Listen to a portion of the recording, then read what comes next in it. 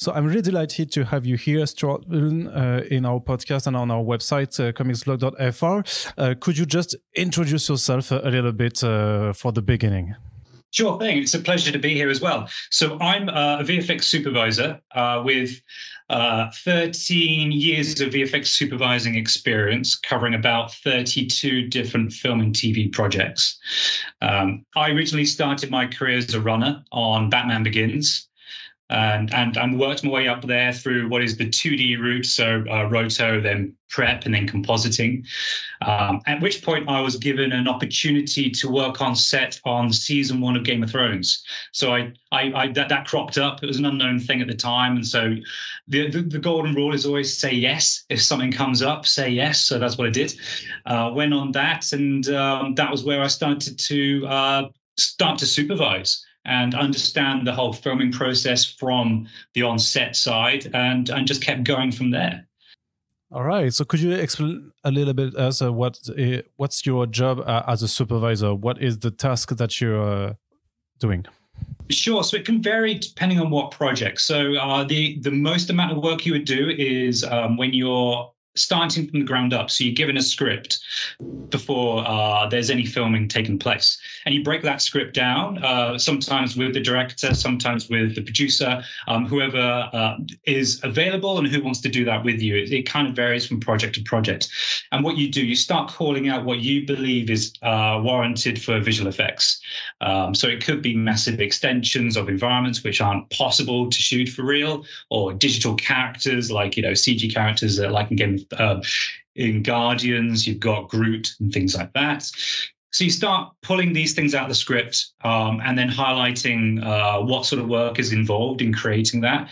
And that's sort of like the bidding process. So you hand a breakdown of the whole script to the production company, and then they'll either come back and say, yeah, you've got it spot on, the budget works, or more likely, oh, that's too much. Can we make some savings here or there? So you start off with that process, and then you see it through the filming side. So once that's all been agreed and the production's going, you're then on set for any shots that are VFX, that involve VFX. There's no point going on a day when there isn't none. It's a waste of a day.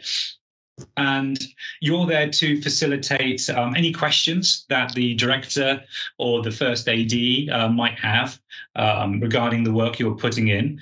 And also things can crop up on the day that isn't expected. There's always unknowns as well. And the most important thing for my artists back in the studio when we go to post-production and creating this work is all the data you get from set. So one of the most important things is the camera data, because we always need to reproduce the real camera in the digital world. So getting that information is vital. You tend to have like a data wrangler on set to help you do that, because you can have multiple cameras in vast locations and you can't do it all as one person. So you'll get that camera information. You'll get other references from sets, so the lighting conditions. If you need to put in a digital camera, you want to make sure you know where your light source is and how the shadows work. And you'll use a chrome ball and a grain ball, which a lot of people can I've probably seen on breakdowns over the years.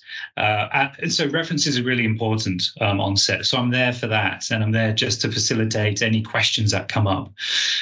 Beyond that, sometimes you'll wait until you finish filming and then you start the post-production process, where you're sitting in your studio with your artists, briefing them on the work, on what's been shot and what the director and the production company want to shoot.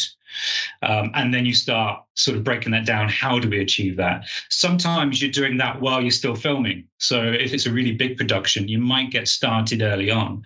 So let's just say you're working on a show where there's a lot of water and ships. You don't want to wait till filming's finished for you to start R&Ding that and figuring out the process on how to create realistic water and start building the boats. The sooner you do these things, the better it's going to look later on. So you want to start that early. So there's sometimes a bit of a balance of working on set and then being in the studio. When I'm in the studio, my key goal is to look after the clients. and my artists. So one, make sure the artists are doing what the clients want, what I'm asking them, making sure that the quality is there. So whatever we show the clients is of the quality they're after, whether it's the final version or it's gauging their expectations and saying, hey, this is a napkin design, so it's very rough and ready. Is this where you want to go? They go, yes. Let me take it to the next stage, show a slightly more polished version. So I'm kind of the in-between person between the clients and then the artists. So they're almost like the voice conduit, really. Mm-hmm.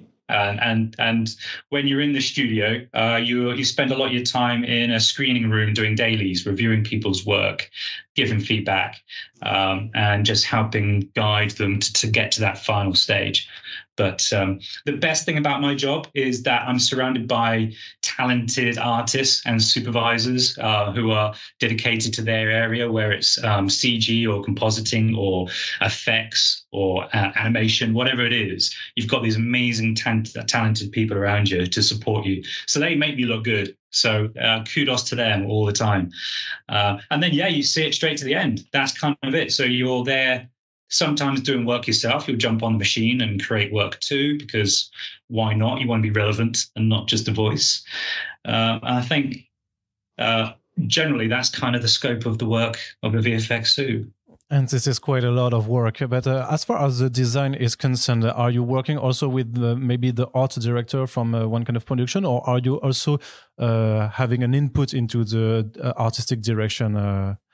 It's a good question, because you do want to deal with the art department quite a bit, especially there are two approaches really, because sometimes you're not there on set. You just start a project when you're in post-production.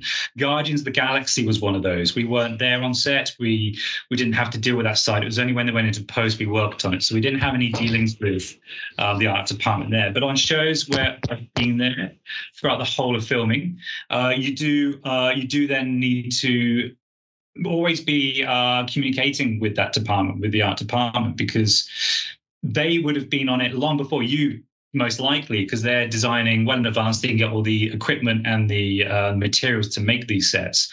And then it's your job usually to extend it, either extend it up or make the world bigger, because they can never build a whole city, which is usually the case. At some point, they want to do a high wide shot. And so, you want to make sure that their vision is rolling through your visual effects. The last thing you want to do is change the look, the style, the palette, which, they tend to always have a mood board in their department of colors, materials. They'll have models built. And so there's an architectural sort of style that you want to keep with buildings that you do too. So you do want to sit with them, talk to them, get an idea of what they want. And if possible, have a visual effects art department create some designs and say, hey, this is where we're going with it. How does that fit with you? Because you want to keep them on board. You don't want to change the style without any control of theirs. It would just be poor etiquette. Okay. Could you tell us a little bit about how you got into working into a Marvel Studios production, which is one of the biggest studio right now in the entertainment industry?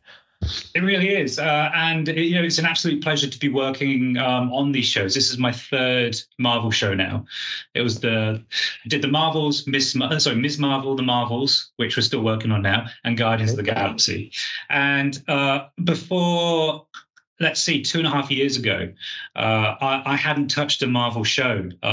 I'd done plenty of small budget and big budget shows, a whole range on set and just in post, but never a Marvel. And it was moving over to Rise, the German company Rise, where they've got 4 locations in Germany.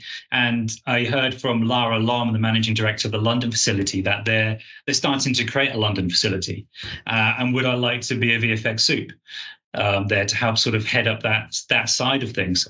So I jumped at the chance. It was a great opportunity, and I knew that Rise have had a wonderful working relationship with Marvel since Captain America. So it was really nice opportunity for me to take that change in company to get that opportunity with Marvel.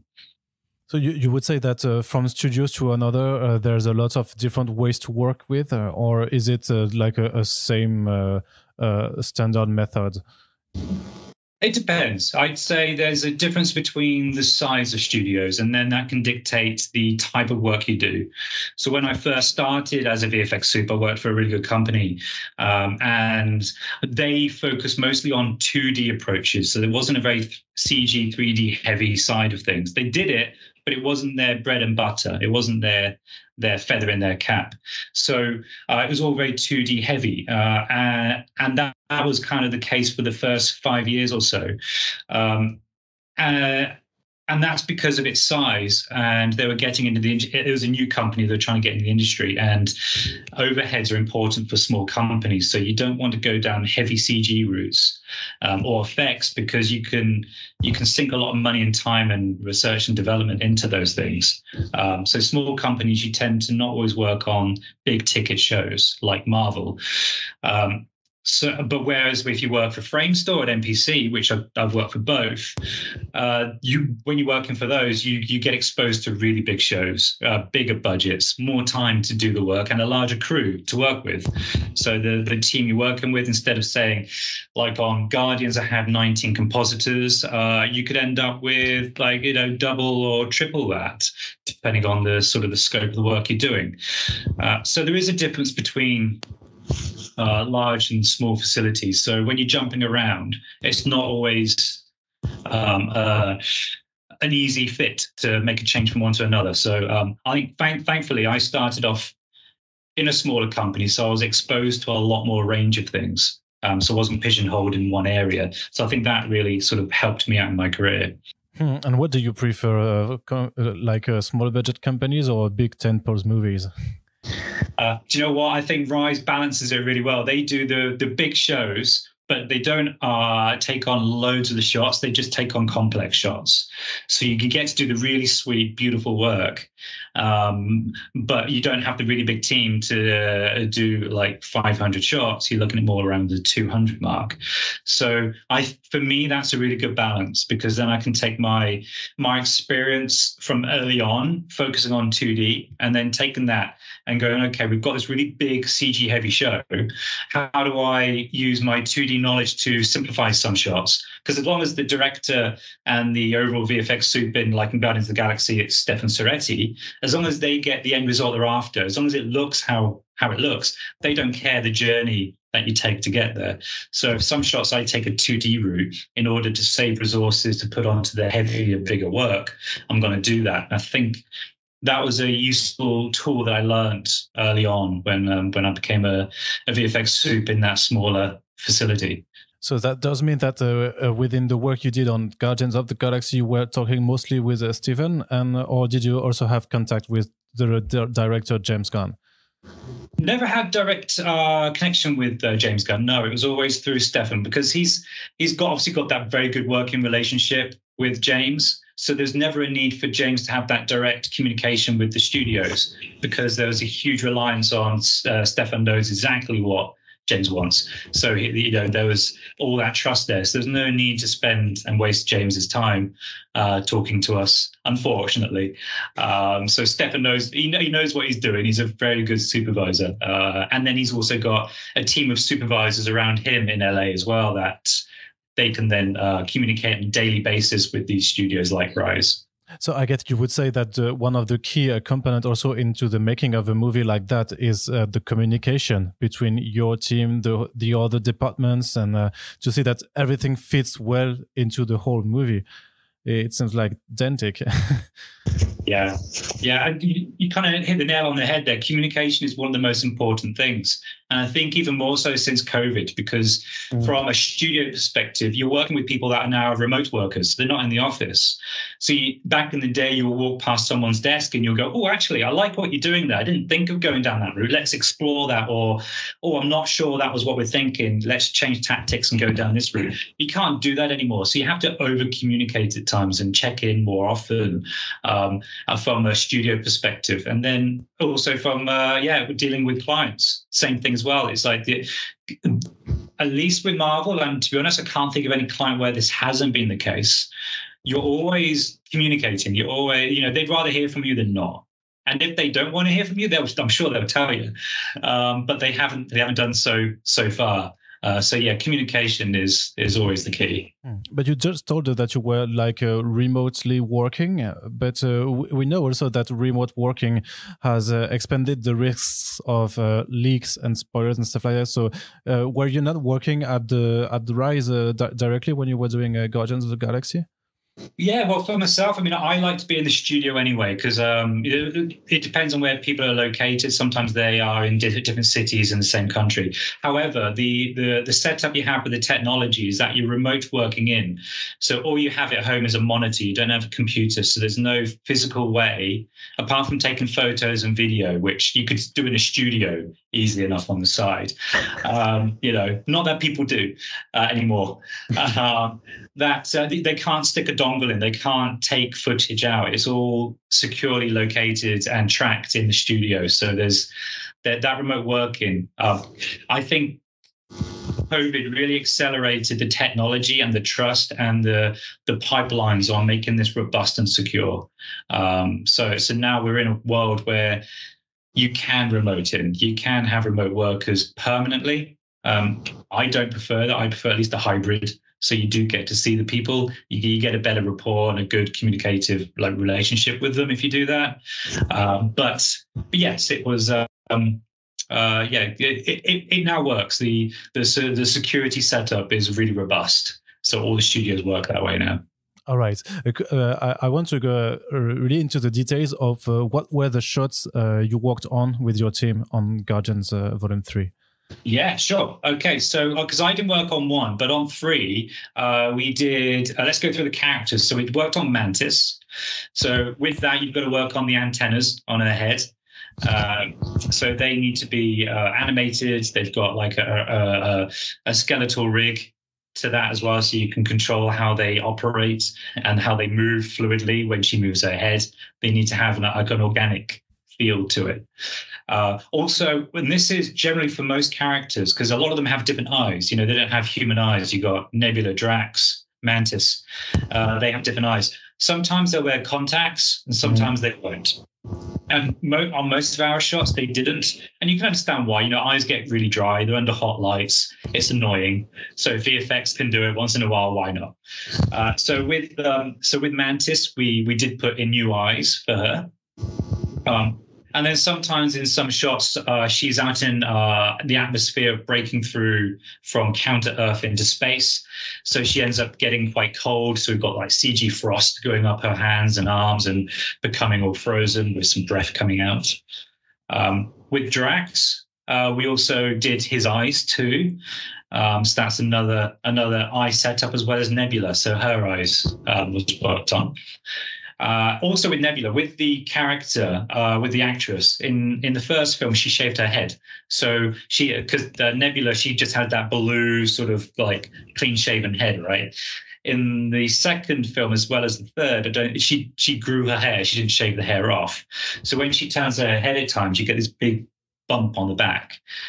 So you need to recraft that. You need to remove that bump and use a digi-double back of their head to replace that. Also with Nebula is that she's got a CG arm. So in the Christmas version, she got like a new arm replacement. And so that arm is a tool that she can turn from her hand. And in our shots, she turned it into a torch. And so we remove her real arm and create a nice clean a non-armed version of Nebula, and then replace it with a CG arm, which is made up of around like 2,000 little chevrons, like little metal shards. And they're created by CG supervisor Alex Twigg. You can model an arm out of those chevrons and have a model of the torch and say, take source A to source B, or A to the target B, and then those you've got set characteristics to those chevrons, which will rotate and reposition slightly, and then they'll reform into this torch, which is really cool. Then beyond that, we worked on Groot as well. So we have a shared asset from Framestore, so they would create the look of Groot They will rig him. They will put textures and shaders and all the groundwork of Groot is done by Framestore. They package that up and then share it to other facilities working on Groot shots. Ideally, you would take that, you plug it in, and it works. That's never the case. You know, you plug it in, and then you have to re-rig it. You need to re-plug in the shaders. That's just common ground. So there is a lot of artistry in bringing in work from another vendor, but it was really nice work from Framestore. And so, yeah, we had 19 Groot shots, there's a lot of little nuances with how he looks, how his lips might sort of like spread a little bit, or his eyes are, you know, in a certain way. His posture, how does he stand? How does he work? You know, all these things need to be carefully crafted. So we had to rely heavily on our animation team to supply that work. Myself and a few other people acted out the scenes and filmed it, so the animators had something to work from. Beyond that, we've worked on some environments as well. So there's something called the Entretien, which is this red cubed environment that the bad guy, High Evolutionary, spends most of his time. This environment was originally made by Weta, and then once again, like Groot, they share the asset around with the vendors. And so we had quite a lot of shots to populate this new environment, which is kind of like the control room for High Evolutionary. So there's a lot of set extension work on that. And then finally, we also worked on what is like a force field, a shield. And this is, it was over quite a few scenes. Where the good guys have broken through into the spaceship or the home of High Evolutionary, and then a force field goes up behind them so they don't all get sucked out again. Originally, it was designed that we were going to have horizontal bars of energy, which has kind of been established on previous shows. However, because this is a new environment, it was thought, let's develop this further. So let's do something new and exciting. So we spent a couple of months redesigning, doing hundreds of different looks for a shield and how it should look, and combining some, showing the clients. But ultimately, after a couple of months, they're like, great, let's go back to that very first idea of the horizontal bars. That works just fine. We need it low key and subtle. That works. And sometimes that's just the nature of the game. You go on this long journey to find out, you know, you need to go back where you started from. And that kind of covers. So I think that, yeah, after that, there's some general makeup work as well on characters. You get, with prosthetics, they look great at the beginning of the day. And because the actors are acting, they're talking, they're sweating, they're under hot lights, the makeup's going to degrade. And they can't afford to spend hours in the makeup chair again. So VFX will then come in and tidy all that stuff up too. Okay, thank you very much for this long answer. No, it's really great, and I can see. But I had a question about when you're just doing the animation for example, the eyes or the antennas or just a body part of an actor. Do you work on shots where the backgrounds and the other visual effects are already here, or do you have also like to just imagine where the actors are on the blue screen, and then you just have also to do the animation, taking into account that there will be other elements all around in the shot?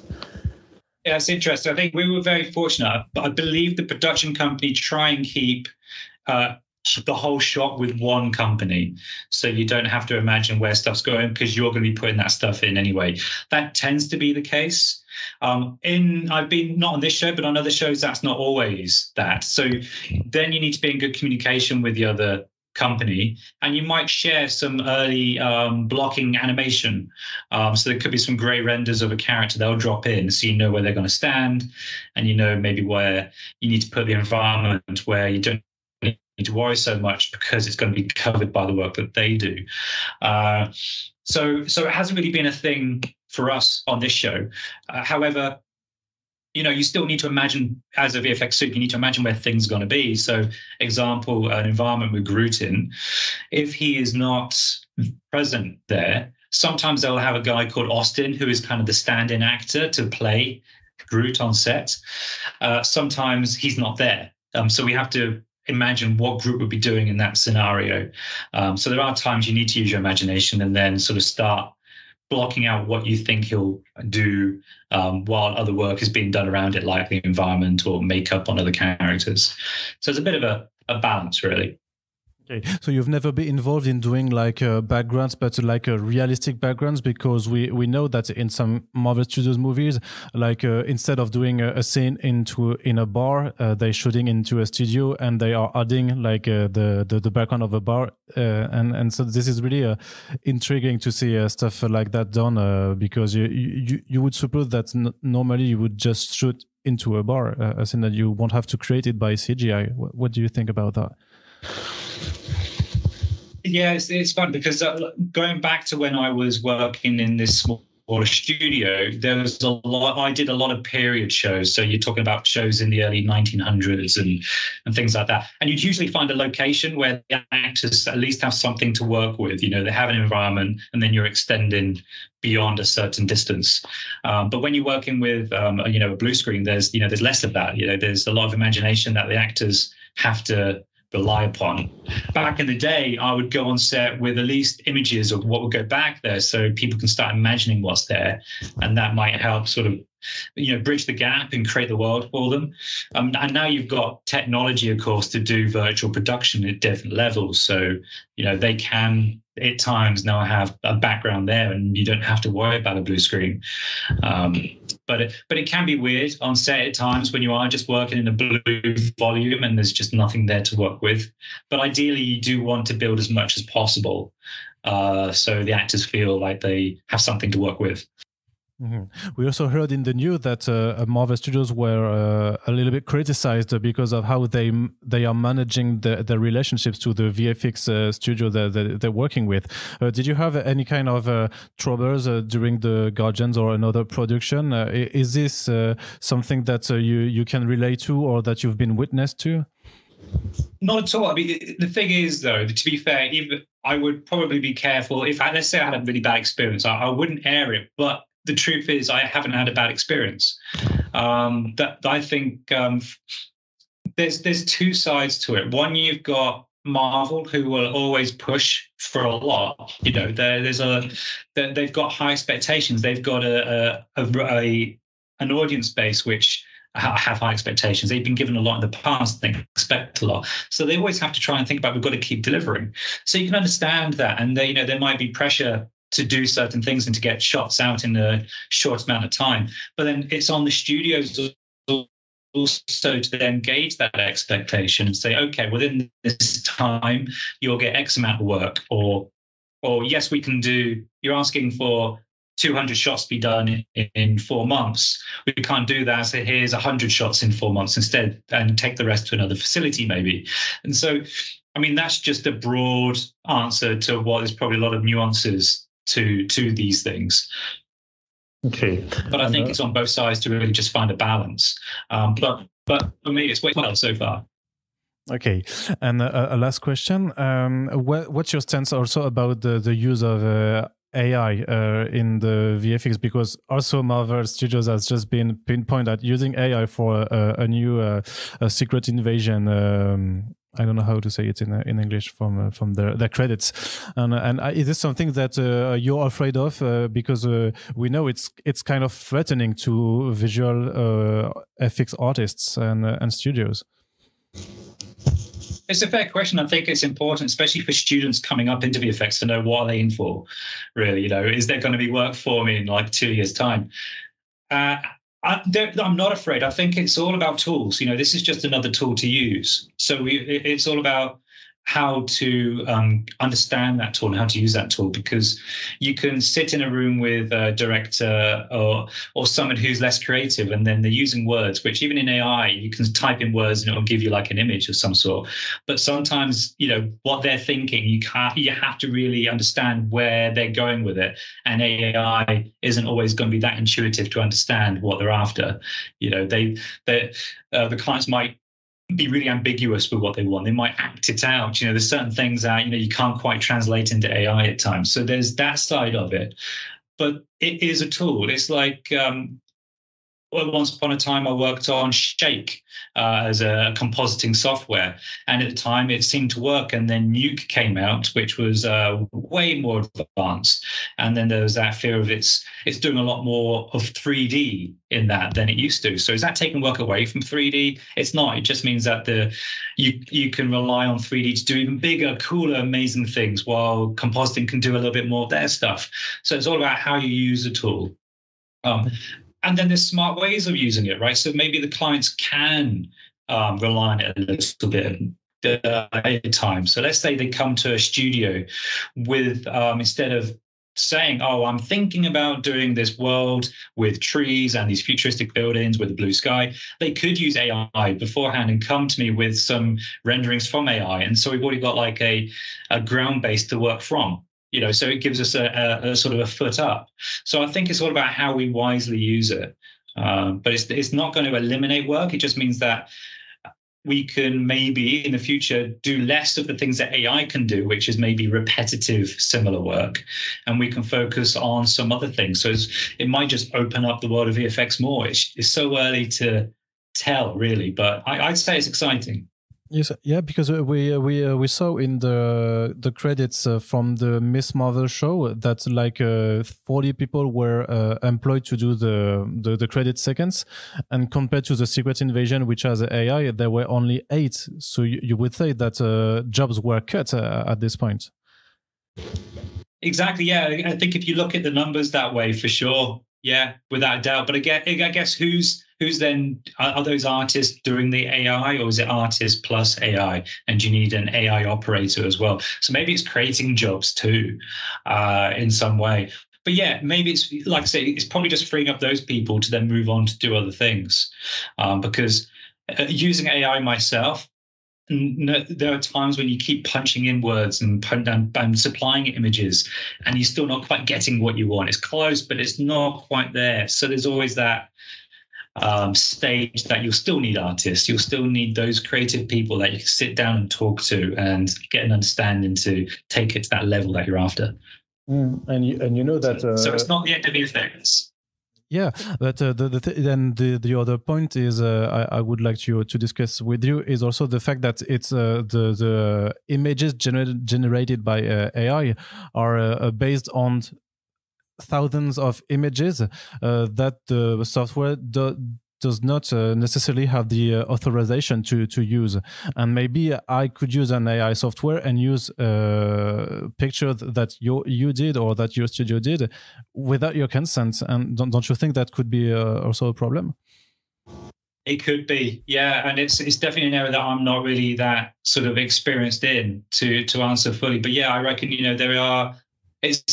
it's like anything right now. It's so early that the legality hasn't caught up with sort of this creative side. And it's kind of that, which is why I guess there's a lot of those experts in AI saying, please stop developing it while we get the government to figure out how we can legalize and keep on top of the limits of what AI can do. So VFX on a smaller scale of that is something probably needs to be put into place on how you can trademark your own stuff and watermark your own stuff, that it can't be used. But yeah, who's to say where it's going to go? It's such an unknown really right now. Okay, so without spoiling anything and without breaching your NDA, could you tell us a little bit what you're working on with the Marvels, which is one of the most anticipated movies from the end of the year? Yeah, well, there's quite an array of things really. I mean, some of the stuff, because we're just finishing it off now, and there's some really cool in-space shots, and I love doing spaceship shots. That's always really fun. So there's an element of that. There's aliens in it, so we've got to do some work on creating some aliens. And then you've got powers. You've got 3 high-powered superheroes here. So you've got Ms. Marvel, Captain Marvel, and Monica Rambeau. And each one of those present their own powers. So that's another element to this. Let's see what else. It's quite funny. I've worked on it so much, but yet sometimes you just draw a blank. Let's see. So there's, it's all power-based, really. I'm thinking of environments as well. I mean, there's traveling through Bifrost. That doesn't breach anything either. So, there's that conduit of travel, which is fun. and plenty of, well, we're working on plenty of blue screen work, so environments as well. Yeah, I think that's the scope of it that I can say. Okay. Thank you very much. So we'll be seeing that later in the year, and I thank you really for your time and for discussing a little bit about your work. Not a problem at all. Very nice. Thank you. You're welcome anytime. It's good talking with you.